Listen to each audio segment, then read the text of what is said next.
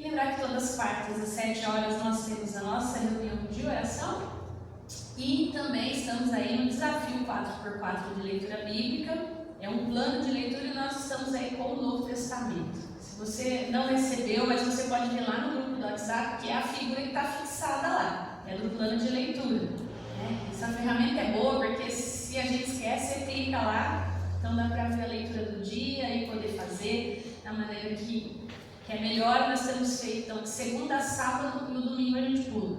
Então a ideia é que até outubro a gente possa ler a Bíblia toda. Se você está atrasado, dá tempo. Aproveite os 4 dias de carnaval, né? E lê ou ouve. Eu costumo falar, né? Às vezes a gente está lá lavando louça, fazendo alguma coisa, tem vários aplicativos que você pode escutar a Bíblia. Então também é uma forma de estar por dentro da palavra do Senhor. Então hoje nós vamos para o nosso último episódio do Convite da Sabedoria. Virou uma trilogia. Nós temos falado sobre o livro de Provérbios. E lembra que a gente já tem desenvolvido ao longo desse último mês que os 9 primeiros capítulos de Provérbios apresentam para a gente 2 mulheres, 2 personificações, a sabedoria e a loucura.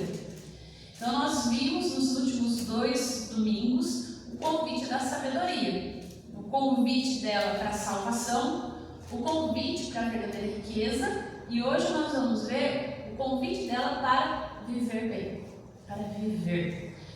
E como domingo que vem é domingo de carnaval, a gente vai falar da loucura. Tem sensatez? Não porque é domingo de carnaval, é porque coincidiu, tá? E aí eu queria lembrar, antes de nós lermos o nosso texto, que está lá em Provérbios 9, deixa aí aberto a sua Bíblia, Provérbios 9. Eu queria lembrar você que Provérbios apresenta para a gente 3 palavras no original em hebraico, para tolo, para nécio. E aí, cada um então desses convites da sabedoria, a gente foi vendo que ele foi designado para alguns tipos de loucos. Então a gente viu que tem a palavra em hebraico kesiu, que seria o nécio grosseiro, estúpido. Tem a palavra eiu, que é o nécio corrupto, o tolo, que é moralmente pervertido e irracional, e o nabal, que é o nécio bruto, que é semelhante a um animal obstinado. Só deixando isso aí no ar e aí a gente volta daqui a pouco. Então, vamos lá. Provérbios 9, eu vou ler do 1 ao 18, eu vou ler aqui na Almeida 21, é a nova versão da nossa Almeida atualizada, mas é um pouco semelhante, dá para você acompanhar aí ou na projeção. Diz a palavra do Senhor: a sabedoria já edificou sua casa, já ergueu 7 colunas, já sacrificou seus animais, preparou seu vinho e arrumou a mesa. Já enviou suas criadas a clamar dos pontos altos da cidade, dizendo: quem é simples, volte-se para cá. E ela diz aos insensatos: vinde, comei da minha refeição e bebei do vinho que tenho preparado. Deixai a insensatez e vivei, andai pelos caminhos do entendimento. Quem repreende o zombador traz insultos sobre si. Quem se censura o ímpio denigre a si mesmo. Não repreendas o zombador, para que ele não te odeie. Repreende o sábio, pois ele te amará. Instrui o sábio, e ele se tornará ainda mais sábio. Ensina o justo, e ele crescerá em entendimento. O temor do Senhor é o princípio da sabedoria, e o conhecimento do santo é o entendimento. Pois por mim os teus dias se multiplicam e anos de vida te serão acrescentados. Se fores sábios, serás para ti mesmo. Se fores zombador, só tu suportarás isso. A mulher tola mostra insensatez e não sabe nada. Senta-se à porta da cidade ou a uma cadeira no alto da cidade e chama os que passam por ali para seguirem o seu caminho. Vinde para cá, os simples. E diz aos que não têm entendimento: as águas roubadas são doces, e o pão que se come às escondidas é gostoso. Mas eles não sabem que ali estão os mortos e que os convidados dela estão nas profundezas da sepultura. Palavras do Senhor. Então agora, diferentemente do início de Provérbios, né, onde a sabedoria foi na cidade, agora ela está em casa e ela resolve oferecer um banquete. A gente viu que no último capítulo que a gente estudou, a sabedoria trabalhando na criação, mas aqui a gente vê depois de construir uma casa espaçosa. Essa ideia de 7 colunas é um contraponto nítido com as crenças existentes no Antigo Oriente Próximo, que faz uma referência assim, direta às obras literárias da Antiguidade, onde os deuses habitavam lugares dessa forma, com 7 colunas, com 7 aposentos. O sábio aqui, ele vem mostrar que a verdadeira sabedoria é um contraponto aos deuses do seu tempo também. A sabedoria, a gente sabe que representa Deus, o Eterno, e este prepara um banquete luxuoso. E é interessante, eu queria que você pensasse comigo, porque os israelitas, eles não costumavam abater os seus animais, os seus rebanhos, para consumir assim de forma aleatória. Eu não estou com vontade de comer cordeiro, eu vou matar um cordeirinho. Não. Só se matava um animal numa ocasião especial, quando era algo raro. Ou seja, quando você tinha um convidado, quando você tinha festa, não era algo que era feito de forma comum todo dia. Então, a ideia aqui de preparar o animal, de fazer tudo isso, denota que a sabedoria, ela é detalhista, ela é atenta, ela é caprichosa na organização do banquete. Ela dá tudo de si, em todos os sentidos, o seu melhor. E aqui ela está preparando para oferecer aos inexperientes, incautos, desajustados, né? Os nécios, os tolos. É interessante que ela prepara então o prato principal, que é o cordeiro, que era algo então que você preparava para os convidados, algo especial. E diz também que ela prepara um bom vinho, ao qual parece o vinho ser muito denso. Então essa ideia de misturar com especiarias só é para deixar mais suave e ser mais, também não ficar alcoolizado logo, né? A palavra de Deus, ela sempre orienta a gente que o problema não é beber, né? Você tem que beber com equilíbrio, né? Não é ficar bêbado. Então essa é a ideia, então, porque esse vinho muito forte levaria a pessoa, na verdade, a ficar bêbada. E não é esse o objetivo da festa. O objetivo da festa é celebrar, é se alegrar. Então essa ideia dela estar misturada com especiarias, tal, é uma ideia do cuidado também com o convidado, para que ele celebre com alegria, não com embriaguez. São coisas diferentes. E aí ela arranja a mesa. Então ela prepara a carne, ela faz tudo isso. Enquanto que é um contraste com o pão e água que a insensatez oferece. A gente vai ver mais para frente, né? Na verdade aqui dá a entender também que o alimento da sabedoria, ele é muito melhor, ele é gostoso, como a tradução Almeida 21 diz, ele é saboroso, ele sustenta. O pão mata a fome na hora, mas depois passa logo e você volta a ter fome. A sabedoria não, ela oferece um banquete onde você vai ficar por muito mais tempo satisfeito. E aí, eu queria olhar com você, então, a partir desse banquete que a sabedoria coloca, que ela está preparando, o que acontece? Então, a gente vê que primeiro, ela faz um convite, do 3 ao 9. Então, em vez de ela mesma sair, como nos outros 2 convites, era ela quem convidava, né? Era ela quem convidava a salvação, era ela quem convidava a verdadeira riqueza. Agora não, agora ela envia suas servas. Ela envia suas servas para os lugares mais altos da cidade para convidar as pessoas para o banquete. E aí é interessante, porque a gente viu que no capítulo anterior, no 8, que a gente estudou a semana passada, ela estava na porta da cidade, que era o local que se fazia os pronunciamentos públicos. Agora não, agora ela está no ponto mais alto da cidade. E geralmente, nesses lugares, nas antigas acrópolis, é onde ficava o quê? O templo ou palácio, né? Ficava lá em cima. Literalmente aqui, acrópole no grego é cidade alta. Então, essa ideia de o ponto mais alto era lá que ela estava agora. Era lá que ela mandava as suas servas para fazer esse convite. Então era nos lugares grandes, era no templo, era no palácio. Naquele tempo, eu queria aqui, interessante isso, era costume do anfitrião ou da anfitriã fazer 2 convites quando ela queria convidar alguém para sua casa. O primeiro, ela fazia com alguns dias de antecedência. Olha, Ed, eu quero que você vá almoçar em casa no domingo que vem. É isso. Ó, vai ter um banquete e tal. Então ela informava o convidado o dia, a hora do banquete. Depois, o segundo era realizado no dia da festa. Você vem mesmo, Ed? Não esquece, hoje meio-dia lá em casa. Então, era isso que acontecia naquele tempo. Tinha um convite anterior e o convite, aquele reforço, né? Você vem mesmo. Por quê? Porque quem cozinhava, parece uma coisa simples, mas era dessa forma como é hoje. Quem cozinhava precisava saber aproximadamente o número dos convidados. É simples, é realmente o básico, porque os cozinheiros iam preparar a carne suficiente para não sobrar e não faltar. Para ter um banquete realmente, para que nada fosse desperdiçado. E essa passagem não fala de um convite preliminar, se você prestar atenção.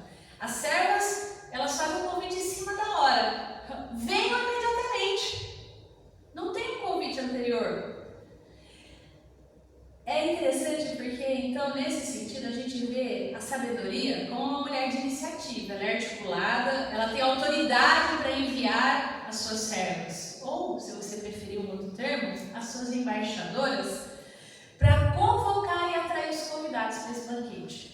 Ao passo que a insensatez, e a gente vai ver, está aí, mas também a gente vai ver semana que vem com maior ênfase isso. O que fala o texto? Que ela está o quê? Sentada, esperando que os transeuntes passem para ela abordar e para ela aliciá-los.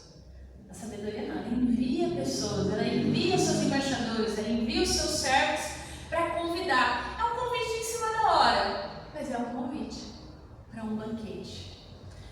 E olha só, o convite agora ele é dirigido só para um grupo de pessoas, que são os simples. O primeiro convite da sabedoria lá no capítulo 1, quando a gente começou, era para os nécios, para os escarnecedores, para os loucos. Era para aqueles 3 grupos, o Quesil, o Emil e o Nabal. Agora, no capítulo 8, a gente viu que o primeiro, então, são os escarnecedores, que é aquele Quesil, ela não convidou para a verdadeira riqueza. Só foi os nécios e os loucos, ou simples. Só que o que acontece? Os loucos desprezaram a sabedoria de Deus, de modo que nesse terceiro convite a gente só tem os nécios, o Nabal, os simples. É grosseiro. Que é que nem um animal obstinado. É esse nécio, é esse tolo, porque pra gente em português, como tem muitos nomes, né, para a mesma palavra, muito sinônimo, a gente tem que ser bem específico. Aqui ele está falando do Nabal, daquele que é simples. E aí, olha como é arriscado rejeitar o convite de Deus, porque a gente nunca sabe se é a última chance da gente participar do banquete dele, né? E aqui não é para botar medo em ninguém, não é teologia do cagaço. É só para a gente identificar que pode ser o último convite. É evidente que quando os nécios eles aceitam esse convite, então, isso implica deixar para trás a sua turma. Vamos pensar nesse sentido. E os escarnecedores e os loucos fazem o quê? Tentam convencer eles a ficar, que é o que está aí nos versículos 6 e 8. E nesse sentido, os pecadores vão rejeitar a repreensão, a reprovação. Mas aquele que, apesar de tolo, saber ouvir e aceitar, vai ser o quê? Vai ser beneficiado. Vai poder participar do banquete, um banquete que sustenta, que dá vida, que fortalece. E aí, por isso que o texto vai dar ênfase que, por isso ensine os sábios, e eles aceitarão a verdade e se tornarão ainda mais sábios. Tente ensinar os insensatos, e eles vão rejeitar a verdade. Eles se tornarão mais e mais insensatos. Eu creio que você já deve ter passado por isso. De querer explicar uma coisa para alguém que realmente não quer. E aí a pessoa começa a tirar sarro de você. Aquela ideia da gente jogar pérolas aos porcos, né? que Jesus fala, eu costumo dizer que esse texto eu acho muito precioso, porque a ideia é o quê? Porco não come pérola, então não adianta jogar. Quando você joga algo que não mata a fome do porco, o que ele faz? Em último caso, o porco come gente, então ele vai para cima de você, ele vai ser bruto. Então é essa mesmo, tirando as devidas proporções, é essa a ideia. Se você for querer corrigir o mestre, insensato, aquele que não quer ser corrigido, ele vai ir contra você. Geralmente é você que vai virar um tipo de chacota, sendo que você está oferecendo boa comida, um bom banquete, uma boa palavra. E aí a gente tem então o convite para a celebração, do 10 ao 12, né? O que a gente recebe quando a gente aceita o convite da sabedoria. Essa celebração. Em primeiro lugar, nós crescemos na nossa reverência pelo Senhor e nós nos aprofundamos no conhecimento do Santo, que é o verso 10. E quanto mais completo é o nosso conhecimento de Deus, mais aguçado se torna o nosso discernimento com relação às decisões que a gente tem que tomar na vida. Porque o Espírito Santo que habita em nós diz ao nosso espírito que esse caminho não é bom. Como a gente falou na escola bíblica dominical, né? Pedir, Senhor, não deixa tirar o meu espírito não, tem que dar uma de Davi, eu quero ouvir o Senhor, mesmo que eu estiver muito errado lá no fundo, o Espírito fala conosco. E aí você começa a voltar atrás e se arrepender e mudar de vida e voltar, falar, não, eu sei o que eu tenho que fazer, esse caminho vai dar ruim. A gente às vezes tem coisas que a gente sabe que vai dar errado, mas a gente insiste. E a sabedoria é o quê? Saber que esse caminho vai dar errado e pedir para Deus, Senhor, eu não quero entrar por esse caminho, me ajuda. E além disso, a sabedoria, ela promete dar vida longa, no verso 11, né? E encher os nossos dias e os nossos anos de experiências ricas da graça de Deus. Não quer dizer que a gente não vai ter dificuldade, não vai ter luta, vai ser... Não, mas a gente vai ter experiência. Como a gente cantou, é saber que um dia a gente vai passar, a gente vai ter que viver aquilo que a gente prega aqui e saber que apesar da dor, da luta, do sofrimento, ele continua sendo bom. Ele continua sustentando, ele continua fortalecendo. Mesmo no dia da dúvida, do medo. E aí, ele fala, né, que o Senhor quer acrescentar anos à nossa vida e vida aos nossos anos. Olha como é precioso isso. É isso que a sabedoria quer fazer. Não é só acrescentar dias, mas é que sejam dias bem vividos. O convite da sabedoria é vida. O verso 12 lembra que o Senhor quer construir em nós um caráter piedoso. Um caráter piedoso. Porque a gente não pode pegar esse caráter emprestado de ninguém e transferir para alguém. É algo que é Deus que vai mudando em nós. Trata-se de uma questão individual que implica decisões individuais. E muitas vezes a gente não tem ideia do quanto as nossas pequenas decisões vão impactar vidas por anos e anos a fio. Foi o que César falou, né? Do arrependimento de 20, 30 anos. Que não é arrependimento, na verdade é remorso. E remorso mata. Arrependimento não. Arrependimento faz você mudar de vida, né? Mas o remorso mata. Então, vinde, comei do meu pão e bebei do meu vinho que eu misturei, de tudo que eu fiz para você. E a gente sabe que pão e vinho no Novo Testamento haverão de ser assim, um termo técnico, né? Associado ao convite de entrar na festa do reino de Deus. Olha que coisa linda! A associação com o memorial eucarístico é inevitável. O texto do Evangelho do dia, né? A gente não leu aqui hoje, porque eu tinha posto o Evangelho, depois eu mudei para Isaías, vocês me perdoam. Mas o texto diz que o pão que desceu do céu, a sua carne é verdadeira comida e seu sangue é verdadeira bebida. Não tem como a gente não estabelecer essas correlações aqui. É uma leitura cristológica de Provérbios que nós estamos fazendo, né? Então, nesse sentido, nós vemos Jesus sendo essa mulher sábia que dá de comer, que se dá como bebida, como comida para os famintos, para os necessitados de juízo e de entendimento, aquele que tem fome e sede de justiça. E aí, por fim, né, hoje está cheio que no final tem a condenação. Né? Eu falei que Calvino curtiu a escola bíblica, vai curtir. E não, inevitavelmente o texto está aí, não tem como fugir. Do 13 ao 18, por fim o capítulo encerra com um vislumbre da loucura, da prostituta, da mulher insensata, enquanto chama os mesmos nécios e os convida para sua casa. Porém, se aceitarem o seu convite, em vez de um banquete, eles vão participar de um funeral, o deles próprios. No capítulo 5, o sábio compara as alegrias do amor conjugal com beber água pura de uma fonte refrescante.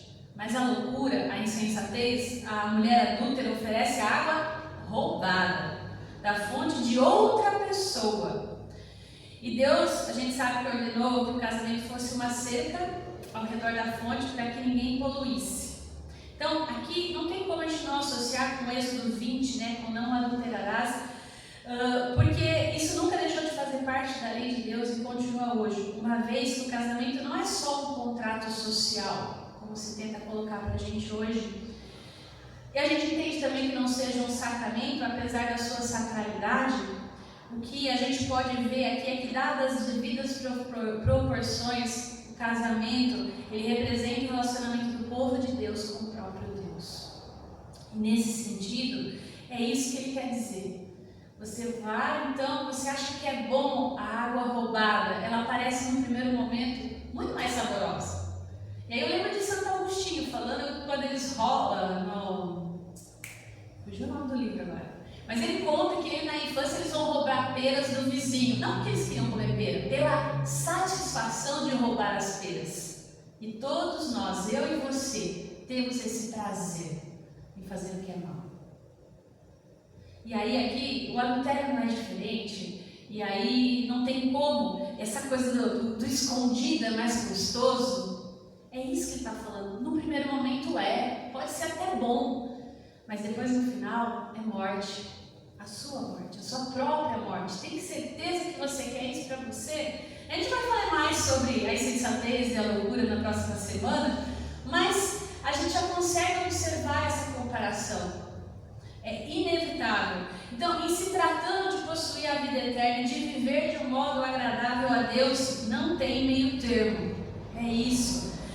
Ou a gente aceita o convite, ou a gente recusa o convite. Ou a gente acolhe e obedece a sabedoria, ou a gente rejeita.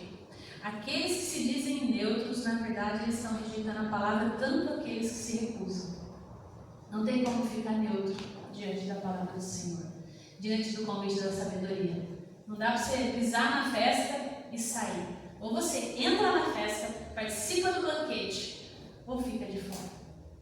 Então, já diria Jesus, né, que quem não é por mim, é contra mim. Então, é um convite que a gente faz. E talvez a gente pense que seja um convite só num primeiro momento, né? Será que eu vou no banquete ou será que eu vou no funeral? Será que eu vou viver bem ou eu vou viver de qualquer jeito? Será que eu vou viver firme no Evangelho da Salvação ou eu vou ser levado para lá e para cá com todo o vento de doutrina? Não é um único convite. É todo dia. Todo dia nós somos provados, sabatinados. É um desafio nós, como crentes, perseverarmos no Senhor. E essa perseverança não é na força do nosso próprio braço. É pedindo a Deus que nos ajude, que nos fortaleça, para que a gente possa se manter fiel, tal qual Ele é fiel. Porque Ele é fiel à Sua palavra, Ele nos sustenta, Ele sustenta todo o universo na Sua voz. E Ele diz que estaria conosco todos os dias, até a consumação dos séculos. E Ele está. É assim nós cremos. Então, para concluir, a Senhora Sabedoria, ela é empreendedora. Ela é operosa, ela constrói uma casa na nossa vida. Ela edifica uma casa, e edificar uma casa a gente sabe que requer inteligência, requer conhecimento, experiência, força, destreza, não é qualquer um que levanta uma casa. O uso simbólico aqui do número 7, também na antiguidade, gente sabe que significa perfeição, né? Sempre que tiver o 7 na Bíblia, essa é a referência. Então, a sabedoria é o resultado de uma construção. É como uma casa que tem como base uma busca diligente pela perfeição, pela completude, pelo próprio Deus. É Ele quem é perfeito. Nós não somos. Mas se nós confiarmos nele, depositarmos nele a nossa esperança, os nossos medos, as nossas angústias, Ele estará conosco, nos fortalecendo. E aí não tem como, né, a gente não fazer uma associação aqui da parábola de Jesus a respeito do homem sábio que constrói a sua casa e fundamenta ela sobre a rocha. Ele é a rocha. Ele é a rocha na qual essa casa está fundamentada. Deixai os insensatos e vivei, andai pelo caminho do entendimento. Os que aceitarem o convite, que é o imperativo aqui da sabedoria, encontrarão o caminho para a vida e adquirirão a capacidade de discernir o que é certo e o que é errado. Mas a sensatez e a prudência não são meras aquisições intelectuais, como alguns pensam, são resultado alcançado por quem se dispõe a se assentar na mesa, a se alimentar, a se banquetear das riquezas, das iguarias que a sabedoria nos traz. E aí, para finalizar essa trilogia, então, eu queria deixar um conto para você. Um conto bem simples, não sei se vai dar para ver, mas eu gostaria de ler. Fala o seguinte: não sei de quem é esse conto, eu só achei muito interessante e eu queria trazer. Uma mulher sábia em sua jornada, quando atravessava as montanhas, encontrou em um córrego uma pedra preciosa. No dia seguinte, ela cruzou com outro viajante que estava faminto. Ela abriu sua bolsa para compartilhar um pouco de sua comida. O viajante faminto viu a pedra preciosa e pediu à mulher que a desse a ele. Ela lhe deu a pedra sem a menor hesitação. O viajante partiu, regozijando-se da sua boa fortuna. Ele sabia que a pedra era valiosa o suficiente para garantir-lhe conforto pelo resto da vida. No entanto, alguns dias mais tarde, o homem devolveu a pedra à mulher sábia. Eu estive pensando, disse ele, sei quão valiosa é essa pedra, mas eu a devolvo na esperança de que você possa me dar algo ainda mais precioso. Dê-me o que você tem dentro de você, que é ainda mais valioso. Dê-me o que fez com que você fosse capaz de me dar aquela pedra. E eu gostaria aqui de finalizar lembrando que nós já temos em Jesus Cristo o bem mais precioso. Ele mesmo. Se a gente tivesse combinado, César, não tinha dado tão certo. Ele é. Tudo que Ele oferece, Ele é. E Ele nos convida, também na manhã de hoje, a nos aproximarmos da mesa da comunhão, a participarmos de um saboroso banquete oferecido pela sabedoria, porque Ele é a sabedoria encarnada. É Ele quem nos capacita, é Ele quem nos dá discernimento, entendimento, é Ele quem nos alimenta, dia após dia. Que a gente possa seguir firme pelo caminho do entendimento, para que a gente possa ter vida e vida em abundância. Que a gente possa desfrutar da salvação, da verdadeira riqueza, de viver bem. E eu quero convidar você, e aí você pode ficar sentado. Eu achei esse credo muito bonito e eu vou ler ele, é uma oração. E eu queria que você, se você quiser ler junto, antes da gente partir para celebrar a mesa, eu gostaria de ler com você, se você quiser ler, pode ler. Diz assim: creio na sabedoria divina, cuja casa está edificada sobre as colunas inabaláveis da justiça e do direito, da bondade e da ternura, da sensatez e da paz, e acima de tudo, sobre a coluna do amor. Aceitamos de bom grado o feliz convite para nos assentarmos à mesa farta do pleno conhecimento e nos alimentarmos do pão da vida e bebermos do cálice da salvação. Reafirmamos nosso desejo e compromisso de deixar a insensatez para andar pelo caminho de vida plena e abundante.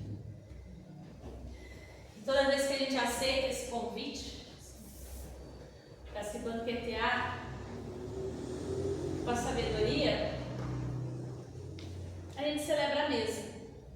A gente traz à memória o motivo da nossa esperança.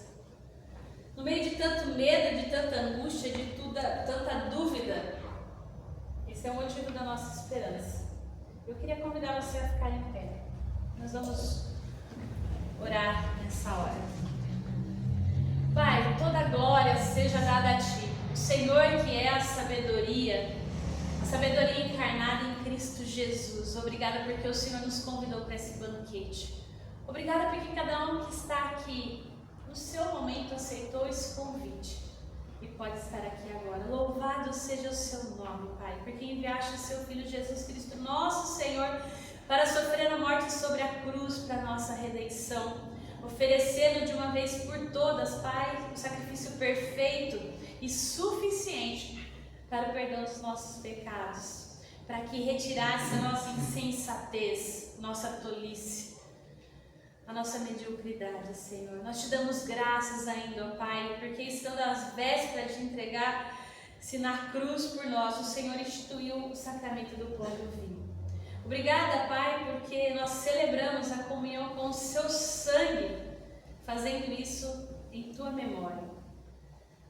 Abençoa, Pai, os elementos aqui, para que eles possam, ó Deus, nos trazer à memória, através do sabor, a tua presença, que é viva, que é santa e que se faz verdadeira nesse momento nas nossas vidas, em nome de Jesus. Obrigada, Pai. Amém. Amém. Eu vou pedir para o presbítero Jaraci distribuir os elementos. Eu vou colocar uma canção, talvez você conheça ou não, você pode louvar o Senhor, segura o elemento ali contigo e daqui a pouco nós vamos cear juntos. Falhou, mas a gente sabia o finalzinho, né?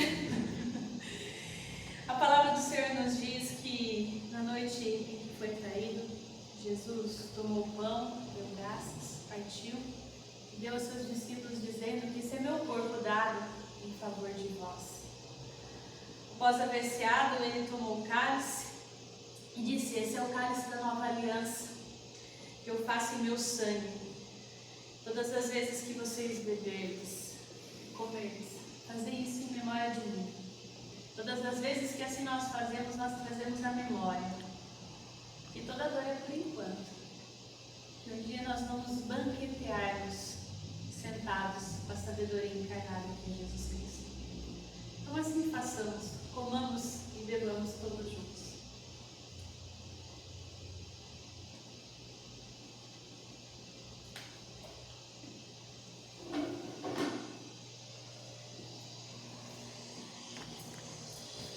Nós te damos graças, ó Deus, de todo o coração.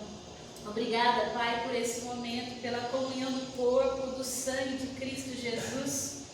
Obrigada pelo sacramento da Eucaristia, ó Pai, do qual nós podemos participar dessa mesa. Que nos mostra, Pai, diante da nossa finitude, diante das nossas lutas, das nossas dores, que nós podemos olhar a vida com esperança, sabendo que o Senhor vive.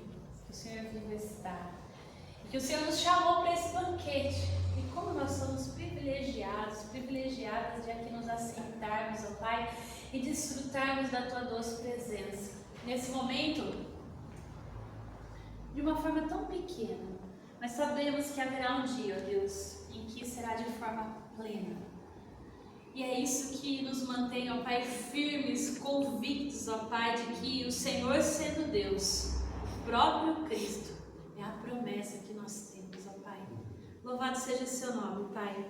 Obrigada, Senhor, porque nós estamos aqui na sua casa nesse momento, juntos como igreja, como irmãos da fé, celebrando esse momento, Pai. E é na certeza daquilo que o Senhor fez por nós, que nós entregamos a Ti nessa hora, Deus, os nossos medos, os doentes, o nosso cansaço, as nossas lutas, as nossas angústias, as nossas dores, e clamamos, ó Pai, que o Senhor cure, que o Senhor conforte, ó Pai. Pedimos de uma forma especial no dia de hoje, Pai, pela Zilda, que o Senhor, Pai, console o coração dela, também meu, do Daniel, da Duda. Te peço também, Senhor, pela família do pastor Éder, pela sua esposa, pela igreja e Pai sua, Deus, que perdeu seu pastor.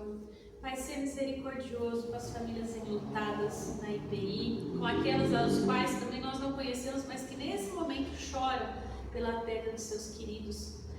E pedimos, ó Deus, que o Senhor nos dê essa capacidade de chorar com os que choram e se alegrar com os que se alegram. E nesse sentido nós damos graças também a Deus pela vida da Giovana, filha da Marília, que foi chamada no UFSCar, nessa primeira chamada. Louvado seja seu nome, Pai. Pedimos a Deus para aqueles que estão esperando o resultado de exames, para aqueles que estão pleiteando exames e precisam fazer, que o Senhor abençoe. Também te agradecemos, ó Deus, pela vida do netinho da Mazélia de Horaci, que fez aniversário. Louvado seja seu nome, Pai. Nós somos gratos a Ti. Pedimos também, Senhor, pela vida do Horaci, que vai fazer aniversário essa semana. Que o Senhor abençoe, que o Senhor fortaleça ele, ó Deus. E que nós possamos celebrar com ele também, com alegria, no próximo domingo, celebrar com festa, que nós gostamos de festa, Pai, porque o Senhor é o Deus de festa. O Senhor é o Deus que chama a gente para celebrar, para sentar na mesa, para se banquetear, Pai. Louvado seja seu nome. A sua refeição é uma refeição completa. Ela não nos deixa, Senhor, em falta de nada, de nenhum nutriente. E o Senhor nos enche de sabedoria, de capacidade, de discernimento, de compreensão. E nós somos gratos a Ti, Pai. Porque essa mesa, que aqui representa, Pai, o que o Senhor fez por nós, não é só vinho, é graça, é sabedoria, é bondade. Obrigada porque a sua bondade nos persegue dia após dia, Pai. Obrigada. Nós colocamos diante de Ti nessa hora aquilo que aqui nós não verbalizamos, mas que o Senhor sabe, que o Senhor conhece o nosso coração através da oração que o Senhor nos ensinou, dizendo: Pai nosso, que estás nos céus, santificado seja o Teu nome. Venha o Teu reino, seja feita a Tua vontade, assim na terra como nos céus. O pão nosso de cada dia nos dai hoje. Perdoa as nossas dívidas, assim como nós perdoamos aos nossos devedores. E não nos deixes cair em tentação, mas livra-nos do mal, pois Teu é o reino, o poder e a glória para sempre. Amém. Irmãos e irmãs, que o Senhor vos abençoe e vos guarde, que Ele faça resplandecer o seu rosto sobre ti, tenha misericórdia de ti. O Senhor sobre ti levante o rosto e te dê a paz. Em nome do Pai, do Filho e do Espírito Santo.